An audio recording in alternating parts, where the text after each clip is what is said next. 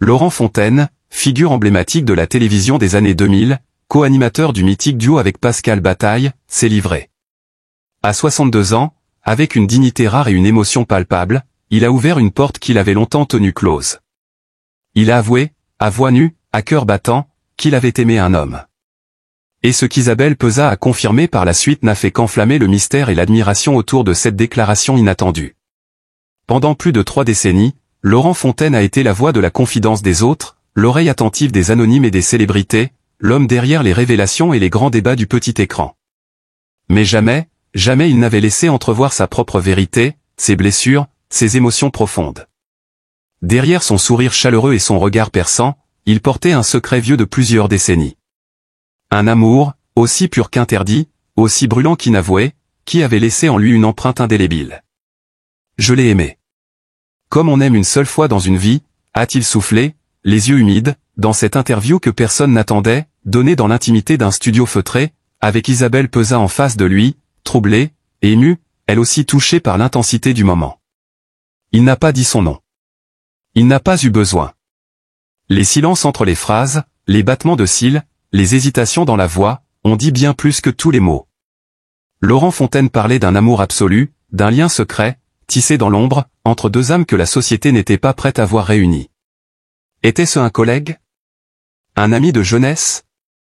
Un amour de passage devenu éternel? Le mystère reste entier. Et c'est précisément ce mystère qui rend son aveu encore plus bouleversant. Mais ce que personne ne pouvait anticiper, c'était la réaction d'Isabelle Pezat, son amie de toujours, confidente discrète, qui, pour la première fois, a brisé le pacte du silence. D'une voix douce mais ferme, Isabelle a confirmé ce que Laurent venait de révéler. Elle a même ajouté, dans un souffle, « J'ai été témoin de cet amour. Et je peux dire sans l'ombre d'un doute qu'il l'a aimé comme peu de gens sont capables d'aimer. » À cet instant, l'émission s'est suspendue dans un silence sacré. Même les caméras semblaient hésiter à continuer de filmer. Le public, d'abord surpris, a été gagné par une émotion collective. Les réseaux sociaux ont explosé en quelques minutes. Le nom de Laurent Fontaine est remonté dans les tendances Twitter, accompagné de milliers de messages d'amour, de respect, de gratitude. Le pays entier semblait vouloir lui dire « merci ». Merci d'avoir osé. Merci d'avoir été vrai. À 62 ans, alors que beaucoup se replient sur leurs certitudes, Laurent Fontaine a pris le contre-pied. Il a brisé le silence, pas pour faire le buzz, pas pour provoquer, mais pour enfin être libre. Ce n'est pas une question de genre, c'est une question d'âme, a-t-il murmuré, les mains tremblantes. Et dans ces mots résonnait une vérité universelle. Celle de l'amour, au-delà des normes, des étiquettes, des dogmes. Lui qui avait tant donné à la télévision française, qui avait tendu le micro à ceux que personne n'écoutait, venait à son tour de s'offrir sans phare. Avec une grandeur rare. Avec une noblesse d'âme qui forçait le respect. Son aveu, loin d'être une simple anecdote médiatique, est devenu en quelques heures un cri d'espoir pour des milliers de personnes.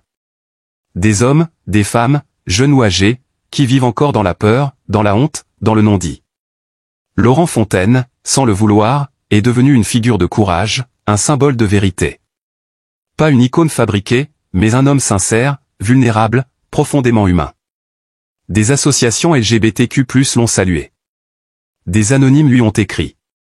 Même d'anciens confrères du PAF, parfois silencieux sur ces sujets, ont exprimé leur admiration. Et dans cet élan de reconnaissance, c'est toute une vie d'engagement et d'écoute qui a été saluée. Longtemps, il avait préféré s'effacer derrière les autres. Il avait été le confident, jamais la star. Mais aujourd'hui, c'est lui qui est au centre de l'attention, et il le mérite. Parce que son geste n'est pas seulement une révélation intime, c'est un acte profondément politique, social, humain. Il aurait pu emporter ce secret dans sa tombe. Il aurait pu faire comme tant d'autres, vivre dans l'ombre, dans le regret. Mais non. Il a choisi la lumière. Il a choisi la vérité. Il a choisi l'amour. Et dans le regard d'Isabelle Pezat, ce soir-là, on a vu toute la fierté d'une amie, toute la tendresse d'un témoin, toute l'admiration d'une femme face à la grandeur d'un homme. Depuis cette soirée, Laurent Fontaine vit autrement. Plus léger, plus libre.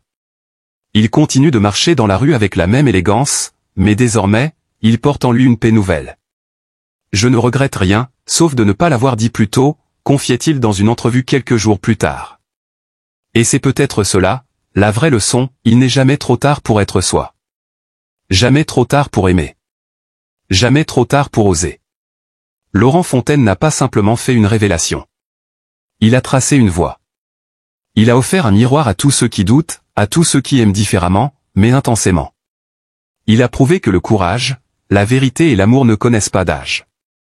Et désormais, dans le grand livre des figures médiatiques françaises, une page brillante porte son nom en lettres d'or. Laurent Fontaine, l'homme qui, à 62 ans, a osé dire « Je t'aime » à celui qu'il n'avait jamais pu nommer, entre ainsi dans l'histoire. Non comme une légende, mais comme un héros de la vie. Depuis ce jour où la confession de Laurent Fontaine a résonné comme un coup de tonnerre dans le ciel paisible du paysage audiovisuel français, le temps semble s'être arrêté, suspendu à la grandeur d'un acte que peu d'hommes auraient osé accomplir. Car ce n'était pas une révélation anodine, ni une confidence lancée à la volée dans une émission à sensation. C'était un acte de libération. Un cri étouffé depuis trop longtemps, un murmure d'âme devenu hurlement de vérité. On pourrait croire que tout a été dit ce soir-là, que la confession de Laurent, et la confirmation poignante d'Isabelle Pezat, avaient clos un chapitre. Mais c'est l'inverse qui s'est produit, un tout nouveau livre s'est ouvert, un récit palpitant, fait de retour en arrière, de non-dits enfin éclairés, d'ombres qui peu à peu se dissipent à la lumière de l'aveu. Depuis cette annonce bouleversante, les archives télévisuelles ont été revisitées par des milliers d'internautes et de journalistes. Dans certains regards échappés à la caméra, dans certaines absences prolongées des plateaux, dans quelques phrases floues échappées à l'antenne, des indices ont été exhumés. Tout à coup, les silences de Laurent prennent un autre sens. Ce n'était pas de la retenue professionnelle, mais une pudeur douloureuse, un combat intérieur. On redécouvre aussi les moments où il s'opposait à certains discours rétrogrades, où il prenait la défense de ceux que la société rejetait. Discrètement, mais fermement. À présent, tout s'éclaire. Il défendait sans le dire ceux qui lui ressemblaient, ceux qui, comme lui, vivaient dans le doute, la peur, le manque de reconnaissance. Quelques jours après la diffusion de l'interview, un détail passé inaperçu est remonté à la surface. Isabelle Pezat, dans une entrevue accordée à un média confidentiel, a révélé avoir conservé une lettre écrite de la main de Laurent il y a plus de 20 ans. Une lettre qu'il ne lui avait jamais donnée en main propre, mais qu'elle avait trouvée dans un livre qu'il lui avait prêté. Ce document, d'une puissance émotionnelle rare, n'avait jamais été publié. Extrait. J'ai peur, Isabelle. Peur qu'en disant ce que je ressens, tout ce que j'ai construit s'effondre. Je l'aime, oui. Et je sais que c'est absurde, que ce n'est pas normal, que je ne suis pas censé ressentir ça. Mais mon cœur, lui, ne connaît pas les règles.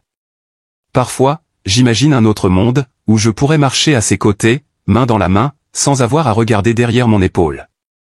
Où je pourrais dire son prénom à voix haute. Mais ce monde-là, est-ce qu'il existera un jour ? À la lecture de ces mots, la France entière a retenu son souffle. Car cette lettre, c'était plus qu'un aveu intime. C'était le cri silencieux d'un homme qui, tout en souriant à l'écran, se battait chaque jour contre lui-même, contre la norme, contre le regard des autres. La vague d'émotions ne s'est pas arrêtée là. De nombreux visages connus ont pris la parole. Laurent Ruquier a salué, un geste d'une grandeur morale immense, Muriel Robin a exprimé sa reconnaissance émue pour ce frère de combat, tandis que des milliers de messages continuaient d'inonder les réseaux. Des jeunes l'ont remercié pour ce qu'il représente désormais, une figure paternelle de courage, un exemple d'honnêteté tardive mais salvatrice. Même des figures plus discrètes du monde LGBTQ+ ont tenu à faire entendre leur voix. Un professeur d'université a publié une tribune intitulée « Fontaine de vérité », saluant « le courage d'un homme qui a préféré choquer aujourd'hui pour soulager son âme de demain ». Mais au cœur de cette révélation, une question demeure en suspens, alimente les débats, attise la curiosité, mais aussi le respect. Qui était cet homme qui l'a tant aimé ? Laurent, avec une élégance rare, a refusé de livrer son nom. Ce n'est pas mon histoire qui compte, c'est ce que cet amour dit de moi, a-t-il simplement déclaré. Plusieurs théories ont émergé. Était-ce un collaborateur proche ? Un journaliste connu ? Un homme de l'ombre ? Certains affirment qu'il s'agirait d'un homme aujourd'hui disparu, ce qui expliquerait la tristesse mélancolique dans la voix de Laurent lorsqu'il évoque cet amour. D'autres croient reconnaître des signes dans certaines anciennes émissions. Mais peu importe, au fond, qui il était. Ce qui compte, c'est que cet amour a existé. Qu'il a brûlé en silence, qu'il a nourri Laurent Fontaine dans ses heures les plus sombres, et qu'il continue de l'habiter aujourd'hui. Depuis cette révélation, Laurent Fontaine ne se tait plus. Il a décidé de s'engager. Pas comme une figure militante tapageuse, mais comme un homme de transmission, un passeur de voix. Il a accepté d'intervenir dans des lycées, dans des conférences, pour parler de liberté intérieure, de respect de soi, de vérité intime. Un projet de livre est déjà en cours, sobrement intitulé « À cœur ouvert ». Il ne s'agira pas d'un simple récit biographique, mais d'un témoignage profond sur le poids du silence, la puissance de l'amour, et la rédemption par la parole. Car au fond, ce que Laurent Fontaine a fait dépasse sa propre personne. Il a posé une pierre dans un édifice que des milliers d'autres tentent de bâtir, celui d'un monde plus vrai, plus juste, plus humain. Il a prouvé que l'on pouvait avoir 62 ans, des cheveux poivre et sel, un passé bien rempli, et tout de même se réinventer. S'accepter. Se révéler. Il a montré qu'il n'y avait pas d'âge pour oser l'essentiel, dire « je t'aime », même à retardement, même dans le silence. Et dans ce « je t'aime » non adressé mais universel, toute une génération s'est reconnue. Laurent Fontaine, ce n'est plus seulement un nom de télévision. C'est aujourd'hui un symbole. Une lumière. Une preuve que la vérité rend libre. Et tandis que la France continue de parler de lui, de son aveu, de son courage, Laurent marche plus léger. Son regard s'est éclairci, son sourire est devenu plus profond. Parce qu'il sait que, désormais, quoi qu'il advienne, il a fait ce que très peu d'hommes ont le courage de faire, il a été pleinement, irrévocablement, lui-même. À l'âge où certains goûtent paisiblement les fruits d'une vie bien remplie, Laurent Fontaine, lui, affronte une tempête intérieure dont peu peuvent mesurer la violence. Ce n'est pas seulement le passage du temps qui lui pèse, ni la fragilité d'un corps que les années malmènent désormais sans relâche. C'est une douleur plus sourde, plus intime, qui se niche au fond de lui, comme une absence, comme un cri qu'on étouffe depuis trop longtemps. À 62 ans, ce visage familier de la télévision française a enfin laissé tomber le masque. Et dans cette chute, c'est toute une vie de non-dit, de solitude et de renoncement qui s'est effondrée. Cela faisait des années que quelque chose vacillait derrière son sourire professionnel. Dans les coulisses, loin des projecteurs, Laurent traînait une fatigue étrange, une tristesse qu'aucune réussite, aucun souvenir glorieux du passé médiatique ne parvenait à effacer. Il avait cessé de parler de sa famille, évoquait à peine sa santé, et se murait dans une discrétion presque suspecte. Mais ce n'était pas de la pudeur. C'était de la douleur. Une douleur étouffante, celle de celui qui vit en décalage avec lui-même, qui porte un secret plus lourd que tout le reste, celui d'un amour interdit, d'une vérité jamais dite.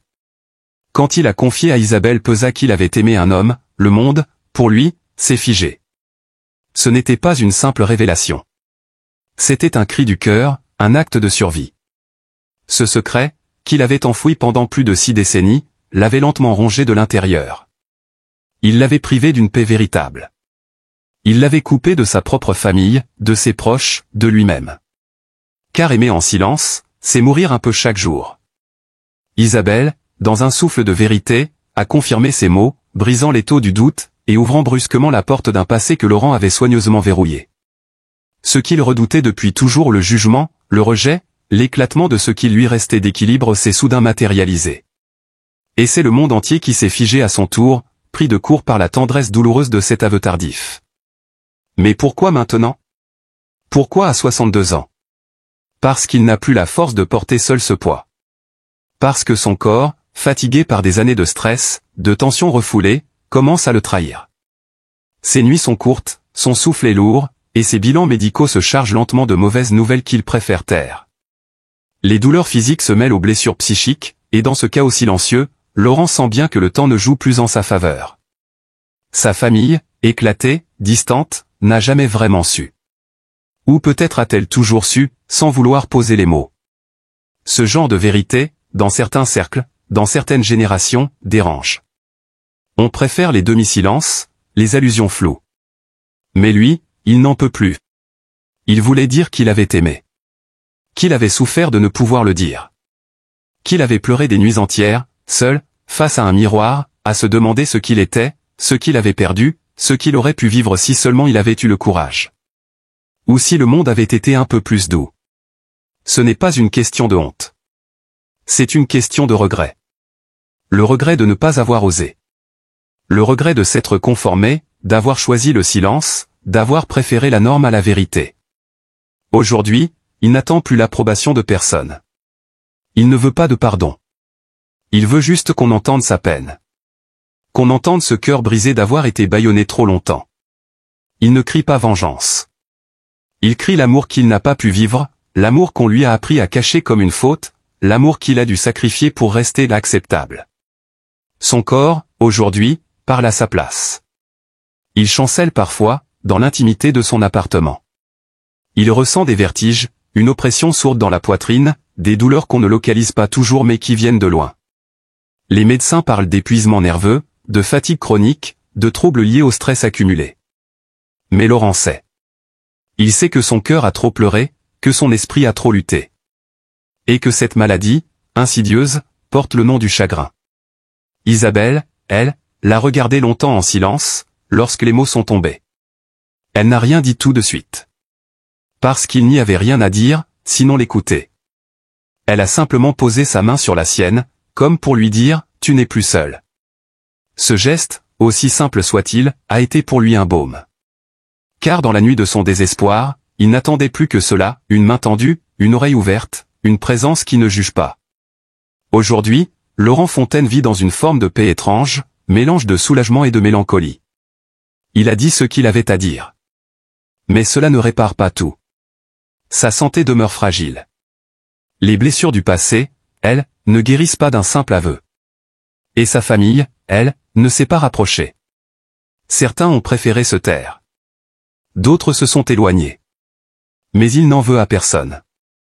Il sait que chacun porte ses propres chaînes. Dans le silence de son quotidien, il repense souvent à cet homme qu'il a aimé. À ce qu'aurait pu être leur vie, s'ils avaient eu le droit. Il ferme parfois les yeux, s'imaginant dans une maison calme, à la campagne, à ses côtés. Une vie simple. Une vie vraie. Mais ce rêve, il le regarde de loin, comme une étoile filante déjà éteinte. À 62 ans, Laurent Fontaine n'est pas en paix. Mais il est libre. Libre de dire qu'il a aimé. Libre de pleurer sans honte. Libre de vivre ce qui lui reste de temps avec authenticité. Et dans ce monde où tout va trop vite, sa vérité résonne comme un cri magnifique, celui d'un homme qui, enfin, ose être lui-même, même au bord du crépuscule. Il y a parfois des confessions qui ne sont pas seulement des mots.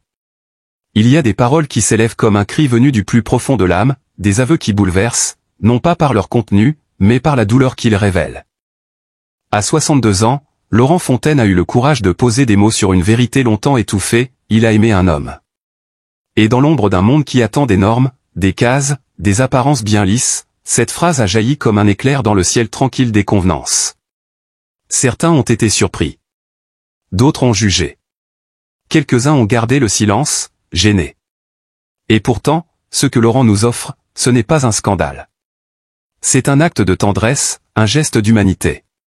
C'est le fruit d'un combat intime contre les peurs, contre la solitude, contre cette société qui, bien qu'elle se prétende ouverte, continue souvent à exiger des gens qu'ils se cachent. Alors aujourd'hui, plus que jamais, il est temps de répondre. Pas avec des questions inquisitrices, pas avec des regards curieux ou des opinions moralisatrices. Non. Il est temps de répondre avec le cœur. Avec bienveillance. Avec amour. Parce que l'amour est justement ce qui se trouve au centre de cette confession. L'amour qu'un homme porte à un autre. L'amour qu'il a dû cacher, dissimuler, nier. L'amour, pur, silencieux, sacrifié. Et qui, même après des décennies, trouve enfin le courage d'exister. Comment ne pas être bouleversé? Comment ne pas ressentir une infinie tendresse pour celui qui a attendu si longtemps pour être lui-même?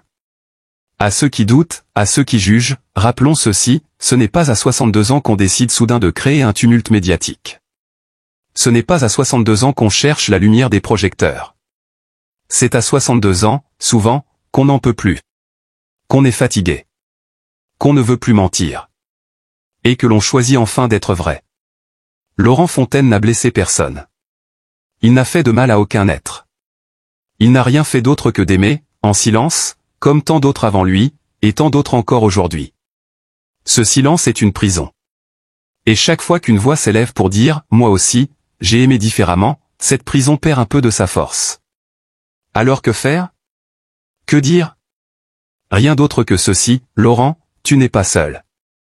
Nous sommes nombreux, très nombreux, à entendre ton aveu comme un appel. Un appel à l'acceptation. Un appel à la tendresse. Un appel à l'amour vrai, celui qui ne demande pas la permission d'exister. Tu nous rappelles que, derrière les images, derrière les carrières, derrière les sourires médiatiques, il y a des êtres humains. Fragiles.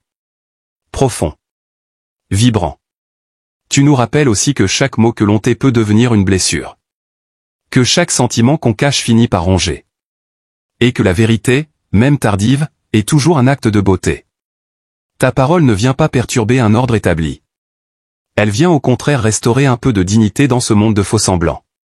À ceux qui doutent encore de l'importance de ce geste, demandons-leur, et si c'était votre frère? Votre père? Votre meilleur ami? Seriez-vous capable de l'aimer tel qu'il est, même après un aveu tardif? Seriez-vous capable de poser une main sur son épaule et de lui dire « Merci. Merci d'avoir eu le courage de vivre enfin. » Parce que c'est cela, le vrai amour, aimer même ce qu'on ne comprend pas tout de suite. Aimer sans vouloir changer. Aimer parce qu'on reconnaît en l'autre un être de chair, de cœur, de vérité. Laurent Fontaine, par sa confession, nous met face à notre propre humanité. Il nous tend un miroir, dans lequel se reflètent nos peurs, nos jugements, mais aussi et surtout notre capacité à aimer. Alors ne détournons pas le regard. Ne nous réfugions pas dans le silence. Répondons par la douceur, par l'écoute, par cette compassion qui manque tant à notre époque. Il n'est jamais trop tard pour vivre. Il n'est jamais trop tard pour dire « je t'aime ». Il n'est jamais trop tard pour tendre les bras. Alors, ouvrons-les. Pour Laurent. Pour tous ceux qui, comme lui, ont gardé le silence trop longtemps. Pour tous ceux qui n'osent pas encore. Et pour ceux qui ne pourront peut-être jamais. L'amour n'a pas de genre. Il n'a pas d'âge. Il n'a pas de frontières. Il est la seule chose qui, lorsqu'il est vrai, nous sauve de la nuit.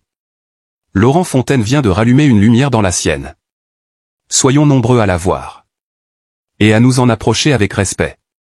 Il y a des confidences qui bouleversent, qui changent le regard que l'on porte sur une personne, mais aussi sur la société tout entière. À 62 ans, Laurent Fontaine, figure familière de la télévision française, a fait une révélation intime, courageuse, inattendue, il a aimé un homme. Et cette déclaration, il ne l'a pas faite à la presse, ni sur un plateau, mais au creux d'une conversation sincère avec Isabelle Pezat, qui l'a confirmé au monde entier. Cette vérité a surpris, ému, désarçonné. Car Laurent, longtemps perçu à travers le prisme des médias, a montré là une part de lui que personne n'avait jamais vue, celle d'un homme libre, vulnérable, mais surtout authentique. Dans un monde où les étiquettes enferment et où le regard des autres peut blesser, il a choisi de parler avec le cœur, sans masque, sans peur, avec cette dignité que seuls possèdent ceux qui n'ont plus rien à prouver. Ce n'est pas seulement une révélation sur son orientation. C'est une leçon d'humanité. C'est l'histoire d'un homme qui, à l'automne de sa vie, décide de vivre dans sa vérité.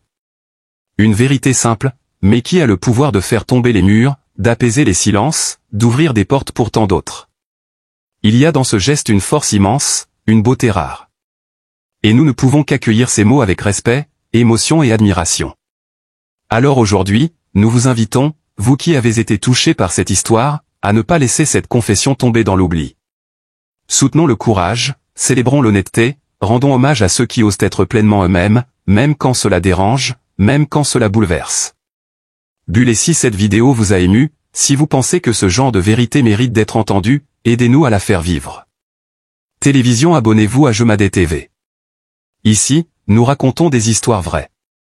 Des récits intimes, des révélations bouleversantes, des témoignages de vie qui ne laissent personne indifférent. Chaque vidéo est une porte ouverte vers l'émotion, la compréhension et la bienveillance. Signe pouce vers le haut en vous abonnant, en aimant cette vidéo, en la partageant, vous soutenez une chaîne qui donne la parole à ceux qui osent se dévoiler. Une chaîne qui met l'humain au centre. Une chaîne qui vous ressemble. Personne avec les mains jointes, merci à vous. Merci pour votre écoute, votre cœur, et votre soutien. Et surtout, merci à Laurent Fontaine, pour sa vérité, pour son courage. Qu'elle résonne longtemps dans nos esprits, et dans nos cœurs.